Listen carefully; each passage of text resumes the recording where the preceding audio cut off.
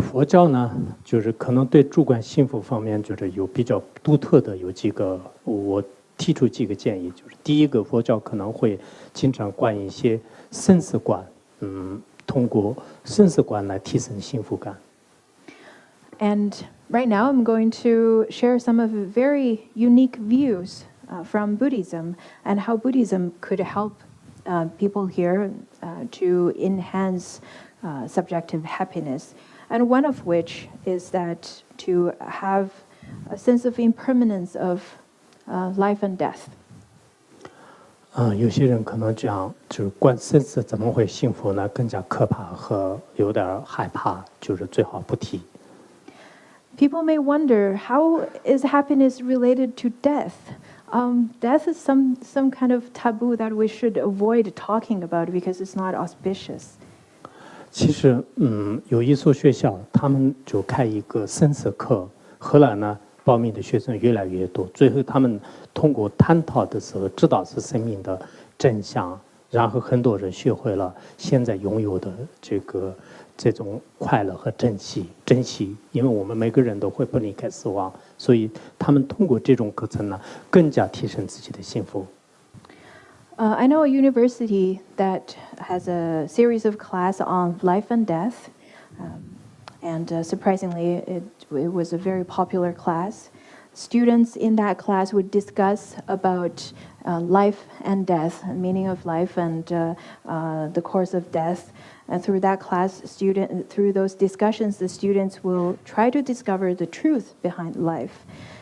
And through talking about the topic about death, the students realized how precious their lives are, and it is through the topics of death. Students realize how impermanent everything is, and therefore enhanced their sense of happiness by cherishing what they have at that moment. 像我们藏地的话呢，就是基本上是90%多的人呢，都经常管我死了以后怎么办？我什么时候死啊？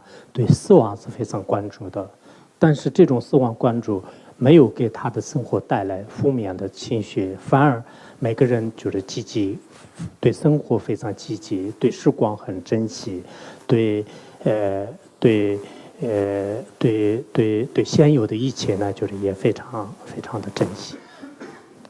In Tibet, over 90% of the population constantly contemplate about death, but that didn't bring them any negative emotions. On the contrary, the contemplation on death brings people happiness because they would cherish what they have at that moment. They would really treasure their time still living. Therefore, brings them lots of happiness. 第二个，我提出建议就是通过知足少欲来提升自己的幸福感。And my second suggestion is to have contentment. 我们有些佛教徒认为是可能学佛以后一定要贫穷啊，一定要像出家人的话呢，就生活要非常的节俭啊，也有这种想法。Lots of Buddhists, after they take refuge and become Buddhists, they usually feel like they should be on strict austerity measures. 实际上也不是这样的。我们出家人经常念的一个发愿文当中，还讲虚不kim的，我如kim的么接着，外面kim的接那讲，道德了上头不是说，意思就是说，愿我不要转生在特别富裕的家庭，也不要转生在特别贫穷的家庭，让我转生在比较中等的家庭当中，就是去修行佛法，就是这样的。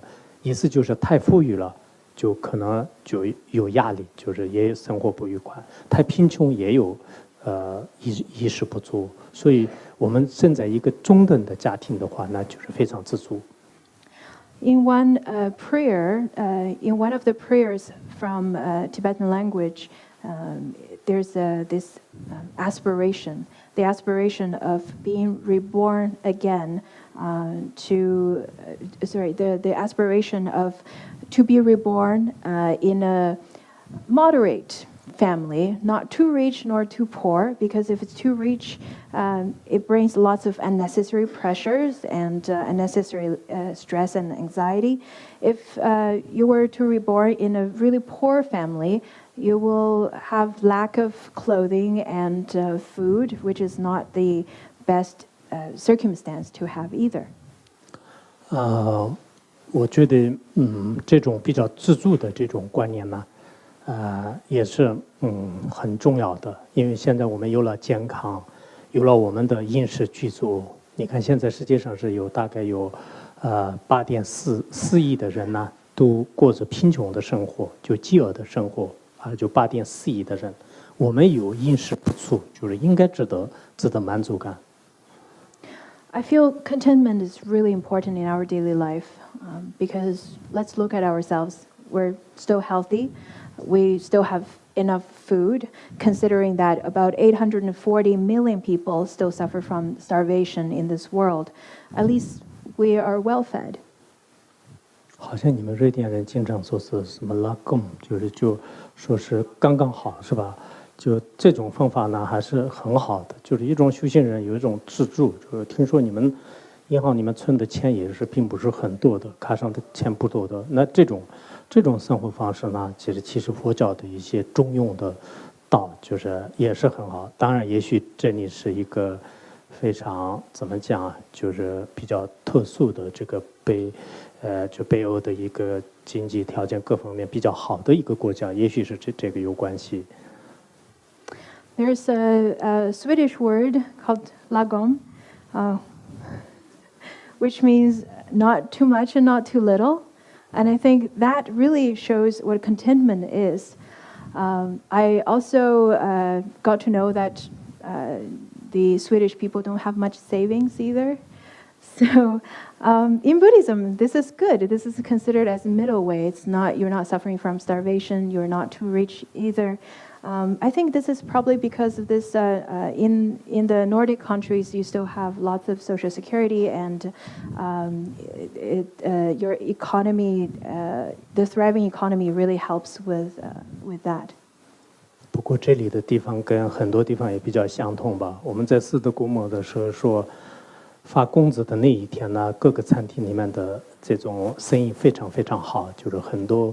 那些餐馆特别开心，所以很多地方的情况也比较相同，就是那个时候的幸福感可能当天是更加提升。In Stockholm, I think it's probably the same case over here. People would go to restaurants on their paydays, and on that very day, people would have more happiness than usual. 我在的地方是一个佛教大学。我们佛教大学呢，每个月也是，这些小出家人、僧人也有每一个月有分年金钱的，但一般都是他在月底的时候分。那分完了以后呢，很多小和尚也是去餐厅吃饭，就是那个时候小和尚们的这种幸福感呢，就是也会提升的。I live in a Buddhist university. Every month. At the day that we give allowance to the monks and nuns and novice, the little young monks, little novice, they would take that allowance and go to restaurant, and go to have some better food, and that's the day that makes them better, happier. 所以不管是什么，有时候我们的幸福感呢，跟钱就是也有直接或者间接的关系。So happiness is somewhat correlated with the amount of wealth or money. 但是也不能绝对的。我遇到很多非常非常有钱的，但是他非常非常的痛苦。But that's not really absolute, because I've met people who are really rich and they're really suffering. 第三个，就建议呢，就是我们通过观自己的心性。才能提升幸福。And my third suggestion is to obtain happiness through watching the nature of our mind. 佛教里面有一句话叫做“三界之中，以心为主”，能观心则究竟解脱，不能观则究竟沉沦。In Buddhism, there's this stanza that says, "Within the three realms of existence." Mind is the most important. For those of you who can observe the mind, you will be able to obtain the ultimate liberation. But for those of you who cannot, you will dwell in the suffering of samsara and existence. 佛教有一种方法，如果真正是我们认识自己的性的本性的话呢，那超越就是现在快乐和痛苦以外的一种恒常的、永远不变的一种快乐。In Buddhism, we say that once you really recognize, once you really could see the nature of your mind, a sense of happiness, in fact, a sense of bliss would arise that is beyond pain and pleasure. 这种快乐的话呢，就是通过心性的本体，就真正去认识，那么心里有原有的这种觉悟，就是完全都已经绽放出来了。And this bliss derives from directly seeing the nature of your mind. That's when the nature of your mind and your mind's, all the capacities of your mind would truly flourish. 真正有了这种境界的话呢，即使你变成可能世界上最有名的富贵的人，或者是有权的人呢，你也是对这个世界是看得很平淡。When you reach to that state, when you have that insight, then it doesn't matter what kind of status you hold. It doesn't matter how wealthy or poor you are. You'll see everything as equal, as there's not a big deal. 甚至你可能人生已经到了最低谷的，甚至你沦落于乞丐，或者说是你在监狱里面就是无期徒刑，就这样的话呢，你也不一定很痛苦，就是非常你有你的这种境界快乐。In that state, or after you seeing that nature of mind, even if you reach the bottom of your life, even if you become a beggar or got life sentence in prison, you'll still be able to feel happy. 这种快乐呢，通过禅修，通过修行，确实得得到的。在东方的文化当中呢，有不可胜数的很多成就者和证悟者。This kind of happiness could be obtained through meditation, through practice.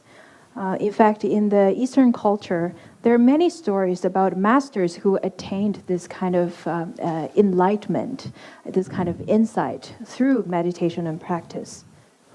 我认为，我们真正的从佛教的主观信佛也好，心理学家的层面来研究的话呢，那么这种学术最后到最高峰的时候呢，每一个人会真正的认识到自己的心的本性。I think this kind of subjective well-being, subjective happiness could be attained through Buddhist practice, as well through the vigorous research and study in psychology. 认识性的这种本性的方法呢，应该也是非常直接的，而且确实是现在有很多这方面的这种方法。The method could be really direct, and there are many methods to see the nature of mind.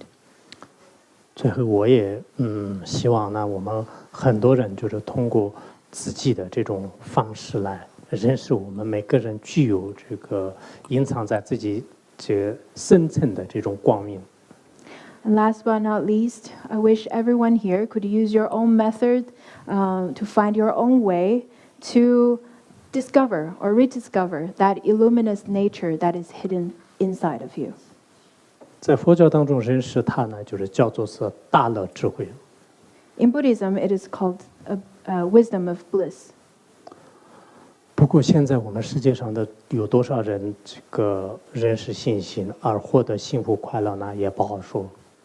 In this world, it's hard to say how many people attained to that status of bliss. It's hard to say how many people are happy in this world. 在整个世界的全民幸福指数来看的话，好像我看过，就今年你们瑞士呢，就是全世界是应该是第4。In the report of the gross national happiness report, I saw that Sweden ranked number 10 this year. 然后好像很多，应该是吧，也是。然后我看到就是亚洲的很多国家，就是在其他国家的话呢，就是也有不同的这个数字。And some of the Asian countries ranked differently. 北欧的很多国家呢，就比较高。The Nordic countries are very high in that rank. 我过一段时间去以色列，就是以色列的这个幸福指数也就比较高，我也想尝一尝。I'm heading to Israel after a little while, and apparently their their ranking on that happiness chart is pretty high as well. So I would like to see how happy they are. 然后瑞士的这个幸福指数也是在前面，我也想尝一尝。So in Sweden, your Switzerland. 瑞士。 Right. Switzerland also has a very high ranking on that report. So I'd like to go to Switzerland to taste their happiness. 说是今年是最高的是这个挪威，就是如果是这样的话呢，我明天准备到那里去，我也想亲自尝一尝他们那里的人们真的是不是幸福。Guess who's the number one on that rank? It is Norway. So I'm going to head to Norway tomorrow and have a taste of their happiness. 谢谢大家。 Thank you very much.